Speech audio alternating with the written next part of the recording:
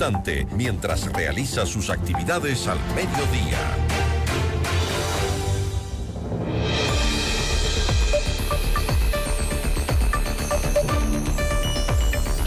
La Asamblea Nacional aprobó la denominada Ley Orgánica de Alivio Financiero y el fortalecimiento enviada por el gobierno con carácter económico urgente. ¿Qué beneficios incluye esta ley?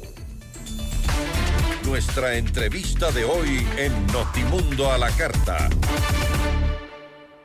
Nos acompaña a esta hora Blasco Luna, vicepresidente de la Comisión de Desarrollo Económico. ¿Cómo está, asambleísta? Muy buenas tardes, gracias por acompañarnos. Gisela, ¿cómo está? Buenas tardes, gracias por la invitación.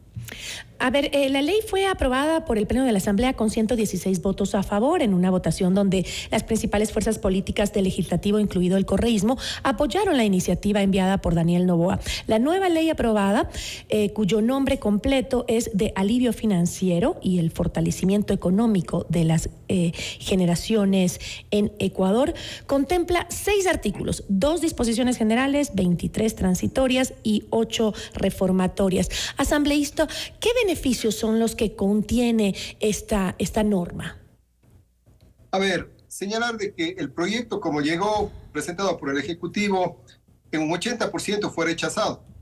Puntualmente, lo que buscaban gravar con un impuesto a las universidades privadas se terminó extirpando. De igual manera, lo relacionado a gravar con un impuesto a los contratos mineros que nos iba a generar conflictos de laudos arbitrales también se eliminó.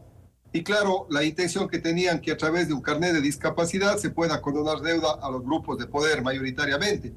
Una vez que se hizo esa depuración, vinieron propuestas que permitieron alimentar y retroalimentar este proyecto económico urgente, que tiene la ventaja que en 30 días se convierte en ley de la República si no existiera el veto presidencial, que ventajosamente no lo hubo. Y dentro de esto existen temas fundamentales que la ciudadanía va a verse beneficiada, como por ejemplo la obligación que tienen las operadoras telefónicas de resarcir todo el mal servicio que el día de hoy, producto de los costos energéticos, se tiene en el plan de datos y en la telefonía celular. Tienen la obligación, a partir de la aprobación de esta ley, no únicamente de entregar 10, 20, 50 mensajes de texto, sino en iguales condiciones tienen que retribuir toda esa mala conectividad y que de una u otra manera ha perjudicado los bolsillos de los ecuatorianos. Por citar otro artículo que es importante y fundamental que se logró también incorporar, es que los gobiernos autónomos descentralizados del día de hoy tienen dificultades en sus arcas fiscales porque no se les hace el pago a tiempo de sus asignaciones conforme el COTAD.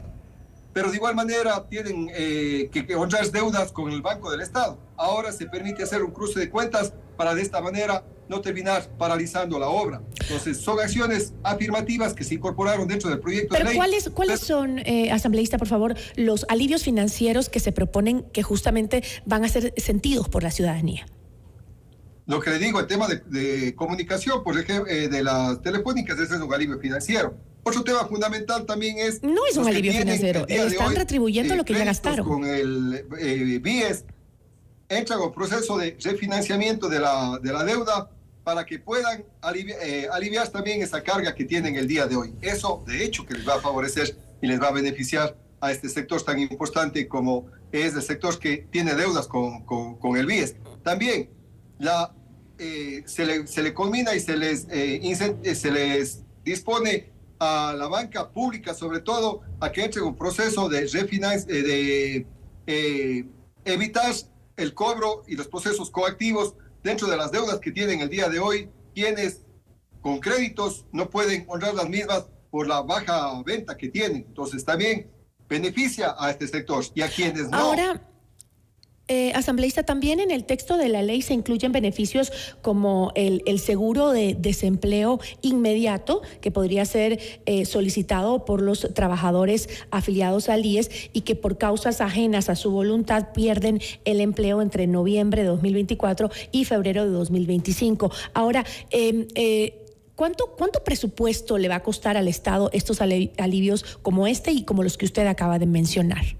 Bueno, no es que termina con una carga impositiva al presupuesto general del Estado, porque lo que provoca el seguro de desempleo, que a propósito ya existe, si no se da mayor operatividad, se lleva adelante un descuento de los fondos de reserva que tienen los afiliados a la seguridad social. Entonces se operativiza para que puedan tener mayor acceso, pero es de los recursos que se tiene acumulado mientras uno es afiliado al seguro, se utiliza ese recurso como un seguro para este tiempo que está la gente siendo despedida. Pero también es importante señalar, para las empresas, en cambio, que no despidan a sus trabajadores y que conserven nómina, se les otorga un crédito tributario. Ahí sí existe una erogación de recursos, pero que no representa un rubro mayor, que a mi manera y el análisis de ver no va ni siquiera a 0.5% del presupuesto general del Estado, pero sí evita que familias se queden sin trabajo porque la empresa va a buscar de esta manera preservar este empleo y de esta manera también beneficiarse con este crédito tributario. En este alivio asambleísta que usted mencionaba de los bancos, dice que estos podrían otorgar un diferimiento extraordinario y temporal de obligaciones de pago sin intereses moratorios, gastos, recargos y multas. Ahora, estos diferimientos del que habla la norma, de todas maneras van a depender de si los bancos quieren o no tomarlos. Nosotros buscamos de que sea mandatorio, pero el Ejecutivo lamentablemente no dio el apoyo ni iba a dar los votos para que sea mandatorio, porque en vez de decir podrá, lo que planteamos es que diga deberá. Por eso tampoco es que es la gran solución un artículo como el que usted señala. Se hizo el intento, pero no hubo la voluntad del Ejecutivo, porque lo bueno hubiese sido de que también se abra línea de crédito a baja tasa de interés, de menos de un dígito, pero tampoco hubo la acogida de parte del gobierno poder incorporar este tipo de propuestas que nosotros la planteamos formalmente en la comisión.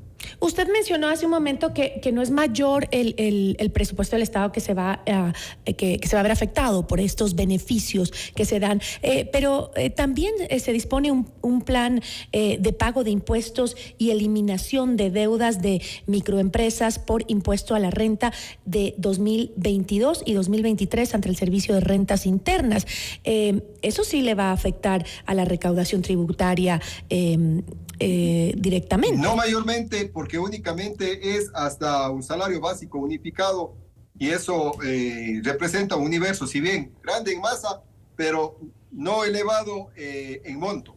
Pero de esta manera también se beneficia a sectores del RIMPE, a los emprendedores, básicamente. Datos que nos daban no sobrepasaban los 122 millones, si más no recuerdo, en la comisión. Entonces, no es tanto en relación o a la proporción de lo que el día de hoy implica cerrar un negocio. Ya hemos escuchado las pérdidas cuantiosas que bordean en el sector turístico, cerca de los 6.000 millones de dólares, por ejemplo. Y ahí está en un universo también de turismo comunitario. Entonces, el beneficio buscará, en lo posible, evitar que termine por quebrar y cerrar este tipo y botar gente a la calle, de ¿no? la economía.